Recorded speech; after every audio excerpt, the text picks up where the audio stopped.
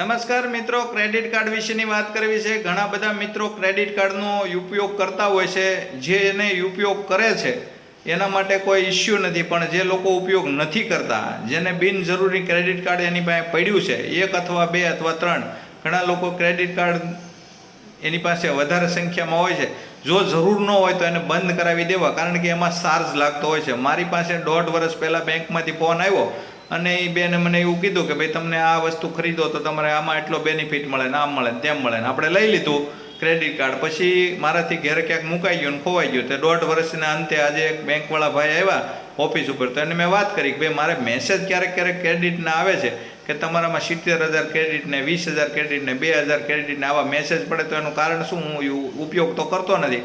તો મને કે તમે ઉપયોગ ન કરતા એને ખોવાઈ ગયું છે તમારે, તો તમે બંધ કરાવી દેજો બેંકમાં જઈને, એનો ચાર્જ લાગે ને એમાં પાછી પેનલ્ટી લાગે।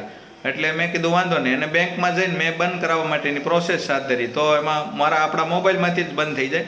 એમાં જે ક્રેડિટ કાર્ડ વિભાગ હતો ત્યાં એક લેડીઝ બેઠા હતા, એને મને નંબર લગાવી દીધો અને એમાં મને કે તમે ન જોતું હોય ને તો ના જ પાડજો, ખોવાઈ ગયું એવું કહેશો તો તમને બીજું મોકલજે। પછી કોલમાં 35 મિનિટ મેં માથાકૂટ કરી, ત્યારે એ કાર્ડ બંધ થયું, કારણ કે 589 રૂપિયા ચાર્જ મારો ઓલરેડી લાગ્યો હતો। મને કે તમને અમે રિફંડ કરી આપીએ જો તમે ક્રેડિટ કાર્ડ યુઝ કરવા માંગતા હોય તો। મેં કીધું મારે યુઝ કરવું જ નથી, મારે કોઈ જરૂર જ નથી ક્રેડિટ કાર્ડની, તમે બંધ જ કરી ગયો, રિફંડ એ કરજો ને બંધ કરજો। તો કે રિફંડ કરવું હોય તો તમારું કાર્ડ બંધ નહીં થાય। તો કીધું તમે ચાર્જ કાપી લો, પણ ક્રેડિટ કાર્ડ બંધ કરીને એની એનઓસી મારા એડ્રેસ ઉપર મોકલી આપો એટલે મારું કાર્ડ બંધ થાય। મારે કાર્ડની કોઈ અત્યારે જરૂર નથી, ભવિષ્યમાં જરૂર પડશે ત્યારે હું વિચારીશ અને લઈશ। એટલે રોજ એવા ઓફિસ ઉપર 1-2 લોકો પૂછવા આવે ક્રેડિટ કાર્ડની જરૂર છે, ક્રેડિટ કાર્ડ કઢાવવું છે, પણ આપણે જરૂર ન હોય તો ક્રેડિટ કાર્ડ લેવું નહીં, કારણ કે એમાં ચાર્જ લાગતો હોય છે અને બંધ કરાવવા સમયે બહુ બધી માથાકૂટો થાય છે। તમે કોઈ વાતે બંધ કરવા માટે તૈયાર જ નહીં, એક કોલ બીજી જગ્યાએ ડાયવર્ટ કરે, એ વાત કરે, પાછું ત્રીજી જગ્યાએ ડાયવર્ટ કરે। આપણને કેટલા સમજાવે કે તમારે આમ ફાયદો થશે, તમારે આ કરી જો તો એટલો ફાયદો થાય, તમને એટલો બેનિફિટ મળશે, પણ આપણે 1.5 વર્ષમાં એક વારે ઉપયોગ કર્યું નથી, આપણું કાર્ડ આપણીથી ક્યાંક મુકાઈ ગયું છે, આપણને જડતું નથી, કદાચ હોય તો ઉપયોગી નથી કરતા, છતાંય એનો ચાર્જ 589 રૂપિયા લાગ્યો છે।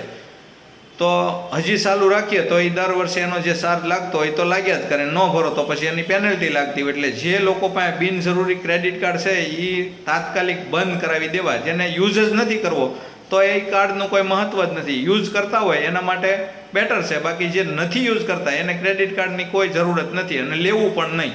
ન જરૂર હોય તો ક્રેડિટ કાર્ડની કાંઈ ઇસ્યુ જ નથી, એની જરૂર જ નથી તો નહીં લેવાનું, આવી મારી દરેક લોકોને વિનંતી છે।